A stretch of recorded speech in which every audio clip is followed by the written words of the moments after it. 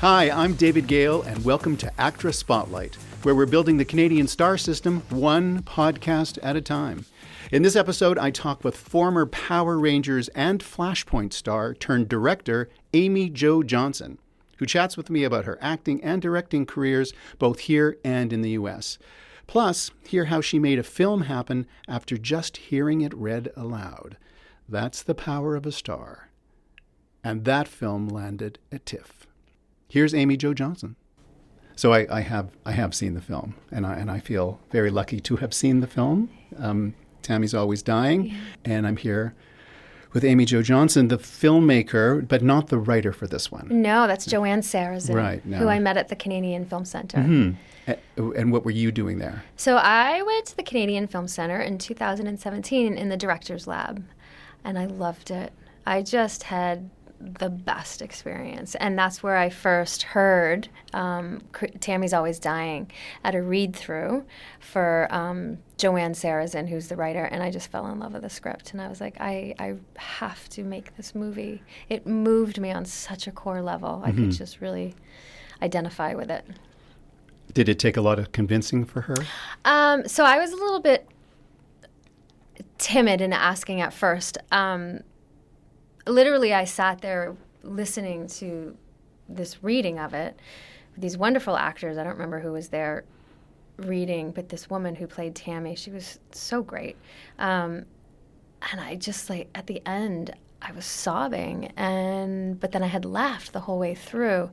And I walked outside, and Joanne was outside, and I just kind of, like, fell into her arms crying. And I was just like, that was the most beautiful thing. And we sobbed together, and we just had this moment, and I didn't ask her if I could direct it until after we had graduated from the CFC, and it was in January that I went to her with my producer, Jessica Adams, and asked if I could direct it. And it took her a second to really, it's her baby. Mm-hmm.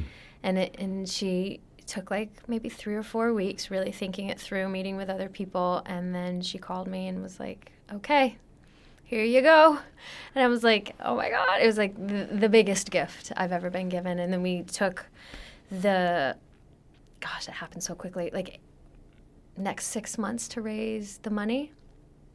And then we were shooting it by November of last year. So January to November. Yeah. Wow. Yeah. That is very fast. It was really fast. Right. It's like all the pieces were just there. I mean, they all just fell into place. They weren't there. We then had to find our Tammy, and Felicity Huffman got the script, fell in love with it, and me and Jessica flew to New York to meet with her, and she loved it, but there were some things she wanted to know, and really, she wanted to make sure that the film was a redemption story. Mm-hmm. And so we spent some time with her and Joanne on the phone, and then I just remember the moment that she signed on. And then the moment Felicity Huffman signed on, everything just went boop, boop, boop, boop, boop. Mm-hmm. And then next thing you know, we were shooting it. That's the power of an American television star, correct? Yeah, and she's she's very she's an incredible woman. Mm-hmm. She's incredible in this movie. She is truly phenomenal in this film. It's just it's one of those, as an actor, it's so meaty and delicious and multicolored and extreme. Yet there's got to be a core of heart there for people to follow along with you. Yeah. And what in her. Do you want to just let us know what the little story is before we people are you allowed to? Oh, to talk sure, about the yeah. story? So the movie is about. This is how I say what it's about. Okay. It's about this woman who threatens to jump off a bridge once a month to keep her daughter tethered to the town that they live in. Mm-hmm. And the daughter, Kathy, is played by Anastasia Phillips. Fantastic. She's so good in it. And Tammy's played by Felicity Huffman. And it's a movie I really think about is about letting go. It's about codependency and mother-daughter. Mother-daughter, and also alcoholism. Mm-hmm. There's a lot of tough subjects that come up in the film that are hopefully handled with a bit of humor. Well, this is what I was going to say, that you're talking about these very heavy topics, but it is there's some funny moments in this film for sure, and there's a tone. I think you need them. Yeah, there's a tone to it that allows for the seriousness and the gravitas, but also because every once in a while you're going to be, just can't help but laughing at what's going on and what's being said. The absurdity, absolutely. Yeah, absurdity. that's one of the things that really drew me to the script and the story too, was Joanne's writing, and she has this wicked sense of humor that was just amazing, and I'm sure for Felicity and Anastasia as the actors to grab onto, because both of those ladies showed up 150%. And you need it for this film too, because there's just so much intensity going on. It was really fun. Before we shot, I was talking to Felicity, and she was like, when a 19-day shoot, something I've done before, which is interesting, is why don't you make a no sides on set rule? And I was like, I love it. Can I do that? Maybe explain to sides are essentially the scripts on set. Yeah. Scripts in your pocket. Yeah. Which basically means you have to show up knowing your lines. And I was like, I love that. So I did that. And it was funny because I was talking to Anastasia today, which she said she'd never worked like that before, but it was actually a gift, because once you're beyond the lines, then magic truly happens, right? Because then all the empty spaces that are in between the lines really live. And she said that, she's like, by the way, I saw sides in Felicity's pocket. Uh-oh. But that lady showed up like truly 150%, but I thought that was really funny. Maybe she meant for everyone else. Maybe, because you know what, and that was the thing about Felicity as well, is the level of acting that she brought and the level of dedication and homework that she had done was so a bit intimidating at the same time, that it really set a bar for everybody who came on that set had to give 150%. And I was so grateful for that as the director. I thought that was pretty incredible. Right, and it's your second film too. So did you feel that there was an extra pressure on you to prove yourself still because it's your second film, or did you surround yourself? Sure. I mean, I don't really think that way. I think more so it was Joanne wrote the script. Jessica raised all this money, and now it's my turn. And now I was, leading up to actually shooting, I was very intimidated and nervous and scared, and but it was the best learning curve ever, and I just pushed through, and I learned so much. It was absolutely the scariest thing I've ever done in my entire life. was directing that movie, but I think I grew so much, and I really found my voice within doing it, I think. People talk about having sets that are like families, that they work with people over and over again. Did you have a family on set? Did you have people that you worked with before? No, certainly not So the with The writer. Space Between, which is my first feature, I did. I made sure, all the actors in that movie were my friends from Flashpoint. Like Michael Cram, who played the lead, and David Paco, and just everybody. I surrounded myself with friends and actors who I knew were good, and I knew that they would just support me and hold me up as I stumbled through figuring out how to direct a movie. And that was like a family situation. This was the first time, and I think that's what made it so intimidating, that I was working with actors I don't know. Besides Clark Johnson, who's in the film, he had directed Flashpoint. Fun. Yeah. Yeah, he's so good in it too, isn't he? He's very sweet. good in it. Very good in it. So I knew him, but he's a director as well. So not that was intimidating, but at the same time, it's now he had to switch hats because I only knew him as a director. And he actually wore a lot of hats in the show too. He did. He did. So that was interesting. No, it was all new people. All new people. So besides Jessica, who I had produced a film before with. Right. So that's like starting, like you say, like you were totally frightened. Yeah. Yeah. Yeah. And do you remember when it actually switched? Was there a moment? Was there a scene? Being a performer anyway, with music, I'm always so scared until you get on stage, kind of a thing. But there were moments in prep where I was like, oh my God, can I do this? And saying it to only a few dear friends, like, I don't know if I could do this. I remember sitting out front of the production office, talking to my friend Jennifer Bowen on the phone, crying to her, going, oh my God, it was so... looking now, I'm through it and the film's done and I love the film, that I'm like, what was I crying about? Like, I got through, right? But at that moment, it seemed like the highest mountain I needed to climb. And I think it was the day we started shooting, because I think being an actor for so long on set and directing on set just feels second nature. And so as soon as we started shooting first day, then I'm in my element. Yeah. Then I know it. Then I know exactly what I'm doing. When I'm going to go up and host an event, a live event, I'm nervous, even though I know that the material has worked. And I've done this before so many times. It's when I get up on stage and get that first laugh, and I go, okay, yeah, this is where I'm supposed to be. This is my place. So it makes sense. And you had a significant career as a performer, starting quite young. And for those people who might not know, so you played significant characters over the years. You played the Pink Ranger in Mighty Morphin Power Rangers, and Julie Emmerich in Felicity, and Jules Callahan in Flashpoint. I mean, these are not just one-offs. These are long-running shows with identifiable characters. What I want to know is how did acting in these popular shows affect your work as a writer and director? So when I was doing Flashpoint, near the end of that is when I decided I really wanted to write and direct. And I have this story which is my next project, called Crazier Than You, which is based off of my mother's life story and her relationship with my dad. I knew I can't just write that movie and go make it, because that's going to be my baby. So I started doing 3 short films, and then I did The Space Between. But during that first short film, I was like, oh my Lord, why have I never done this before? It was everything. I get to use every ounce and part of my personality that sometimes you kind of have to curb.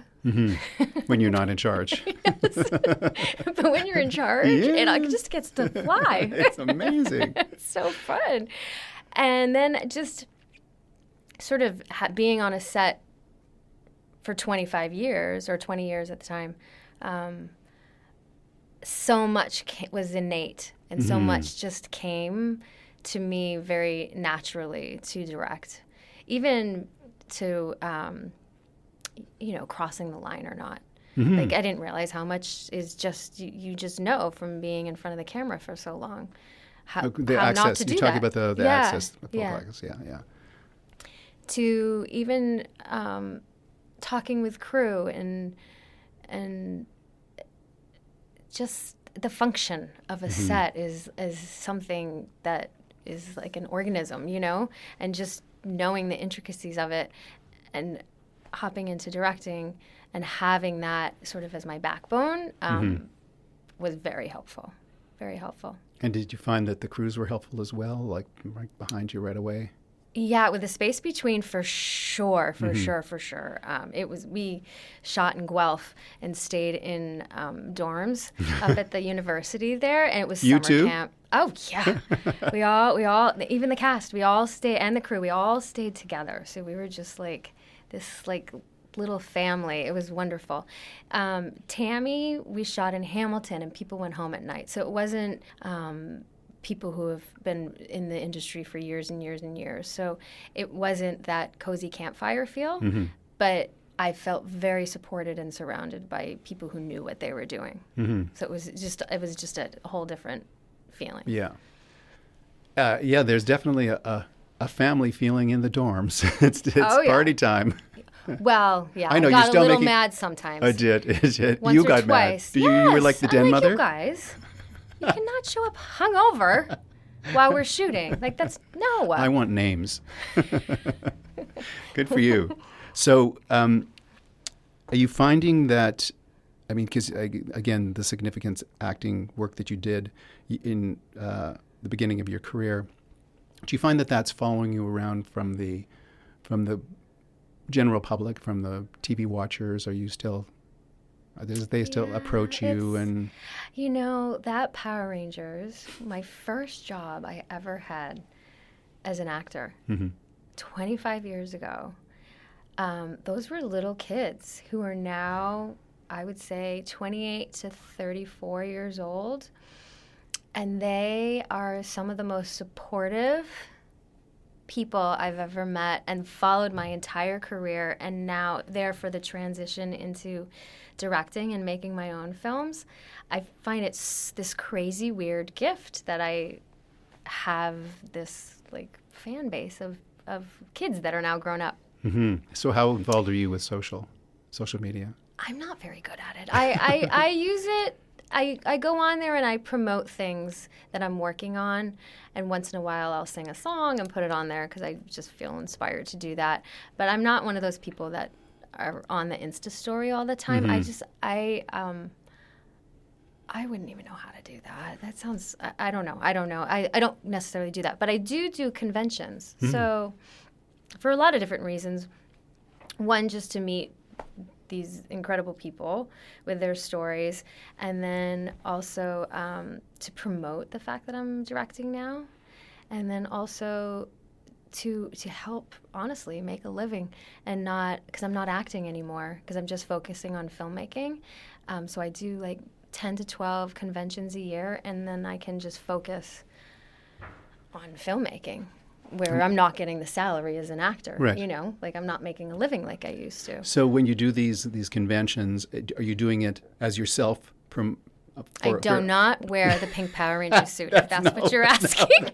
No, what I'm asking, but that's such a funny interpretation of what I was going to say. Like I was going to say, are you doing it Felicity or Flashpoint? Yeah, on the banner I have Flashpoint and Felicity, but honestly, but I'm actually wearing the majority of the people. Oh, you're wearing? I'm wearing the Power Rangers outfit right now. Right. Underoos? Did you think that was a little weird? Are you wearing underoos? Did you think it was a little odd? All right, no one can see you. No one can see. Well, I'm just used to that. Uh-huh. No, what I was going to say, but the majority of the people that are coming are Power Ranger fans, because that's what Comic-Cons call for. Like, and they're all Comic-Cons. They're all Comic-Cons that you go to, these things? The conventions, yeah. That's amazing. They're actually quite fun. Uh-huh. They're like, it's a whole world. Do you get to sing? If I lugged my guitar around, I would, because I do a panel every time, so I can do whatever I want for like an hour. I don't, though. I did sing a cappella once. I don't know what I was doing. I just started singing. Well, when you're a musician, you're a musician, right? Right. And you're known for that as well, through Felicity. So, what's the most unusual thing that happened to you at one of these Comic-Cons? Oh, there must be a lot of unusual things. It's an unusual experience. Just to start with. Oh my goodness. Because we had Julian Richings on here, and he plays Death in Supernatural. Julian was in The Space Between. Yeah. He's such a lovely man. He's so lovely. He's really nice. And he goes to them as well because of Supernatural for Death. Well, he didn't talk about actually what strange thing that happens there, because it all seems very orchestrated on the ones that he goes to for Supernatural. They have time to do this and time to do that, and then there's going to be a panel, and then there's going to play games, and then they're going to dance. It's all very, very organized. Okay. But he talked about somebody approaching him on a plane because they thought of him as Death or something on the plane. So, yeah. So, no, but we're talking about what has gone on to you with you. Do you have anything that pops to mind? Nothing really pops to mind, but what does pop to mind isn't actually crazy. It's honestly, I had no idea when I was doing this kids show the effect that it was having on so many little kids, this positive effect of kids going through parents being divorced, or they don't know if they know they're gay but they haven't come out yet, or to little kids who had cancer. Sure. The stories, the people that come up and tell me are so humbling in a way. Like, I feel like I have this free, really great karma because the character I played helped so many people, but it wasn't my intention, or, it was my first acting gig. Sure. So it's really kind of cool how this character I played affected so many people. And you don't really know about that until you go to these conventions. Until I go and I meet them. Yeah.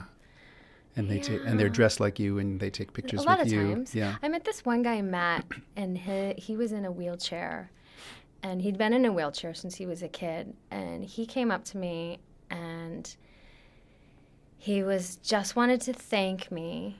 He said, I was bullied when I was a kid, and I didn't know how to laugh yet. Yeah, and he goes, now I know how to laugh. And then he goes, so thank you for being there for me before I learned how to laugh. Oh my God, I'm going to cry. I know. It's those stories that just like, I'm like, wow. And not even knowing it. And had no idea. No idea. Yeah. Was there a time that you might have been embarrassed about the show? Probably when I first got off the show. I did 2 years, 152 episodes. We shot so many. Non-union. Yeah. We don't like to hear about that here. It was nuts. It was a long time ago in another country. Oh, yeah, they still shoot it in another country. Well, in another country from there, so they can stay non-union. Not even in America. That, guys. Yeah. Oh, okay.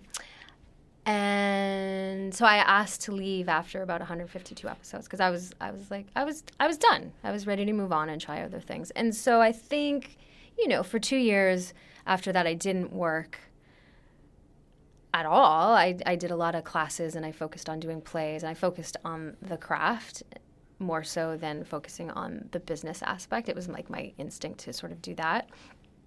And then finally started working 2 years after that. But probably during that time, I was kind of, am I not working because I was on a kids show wearing pink spandex, Yeah. So I did. I hosted. Now I'm grateful. I hosted, of course. I hosted a show where I cooked with grandmothers on television, a lifestyle show, and I thought, oh, am I ever going to work again as an actor because I did this job? I mean, it was sweet and funny and charming, and it's called Loving Spoonfuls, and the response is, again, you don't know until you're out there and meeting the people who are watching the show, how you're affecting their lives. It was very sweet. Mm-hmm.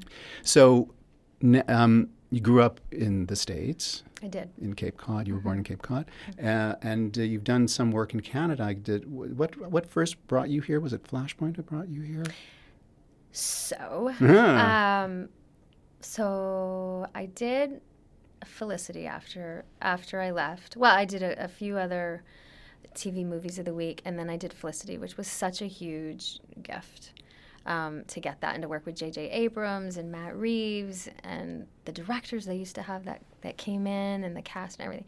That was a really great experience. But at the time, my mom was really sick, and she ended up passing away within that first season.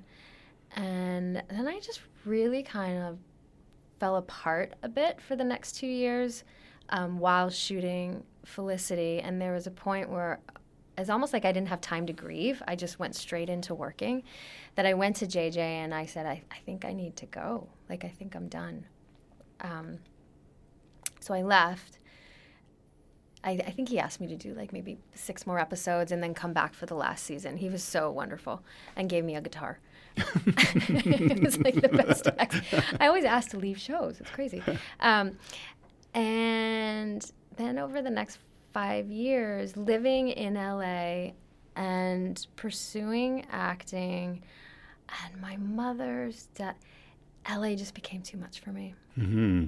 The comparison that I do with other people, it wasn't conducive to my personality, and I just kind of needed to fall apart somewhere. So in 2005, I did a movie of the week in Montreal, and I was like, what is this strange land? I'd never even heard of it. north of the border. And they speak French. I'm like, what is going on? So I moved my entire life to Montreal on a whim with my dog. I rented a place off of Craigslist, and I just went there, and I kind of fell apart for 2 years. I just took a break. We have good insurance here, good medical insurance. So Yeah. Well, I didn't know that then. And then I got a call to audition for Flashpoint. That was 2 years after I got here in Montreal. And I was hesitant because I thought I didn't want to act anymore. I didn't want to work. But I found out I was pregnant, too, at the same time. Going to a bomb squad show while you're pregnant. And I told them, I was like, tell them I'm pregnant. Tell them they don't want me. I'm pregnant. Oh, no, they're fine with that. What? Really? Okay. So I flew to Toronto, and then they offered me the part, so I took it. And then through that, I realized it wasn't acting that I didn't like. It was just that Los Angeles, for me, wasn't the right place. And then I moved to Toronto, and I love it here. Well, we're happy to have you here. And then eventually you became a Canadian citizen, correct? Yeah. So during that time, the year before, I just put into motion the permanent residency thing. I thought, I'll just start it. I don't know if I'll stay here, but it takes so long. And then when I got Flashpoint within a couple years, it all went through, and now I'm a Canadian citizen, and I'm so happy. We're happy to have you as well. Yeah, so what's going to happen with Tammy's Always Dying next? So it's at TIFF. Mm-hmm, I knew that. It's at TIFF. It's at TIFF now, presumably. It's at TIFF right now, yeah. which I'm super excited about to be World part of premiere. TIFF. World premiere. Yep. At the Scotiabank Theatre. So fun. And then, I don't know, we're selling the movie. I didn't produce this one. Right. I produced The Space Between, so I was involved with all of that.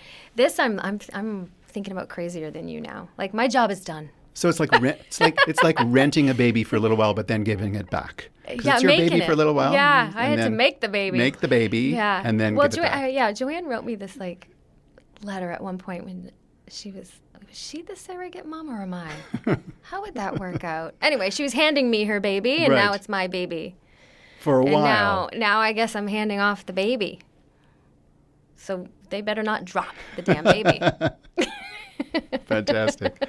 Well, thank you so much. And Thank you. And we're great to have you here in Toronto, and great to have you as a Canadian, and wish you great success with your borrowed baby. With my borrowed baby, which I'm so grateful to borrow it. So nice meeting you.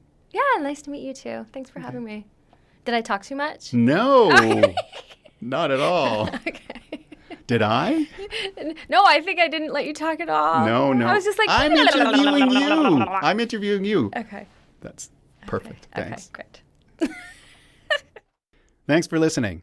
I'm David Gale. ACTRA Spotlight is produced by Kaz Enright and recorded in ACTRA Toronto's Gordon Pinson studio.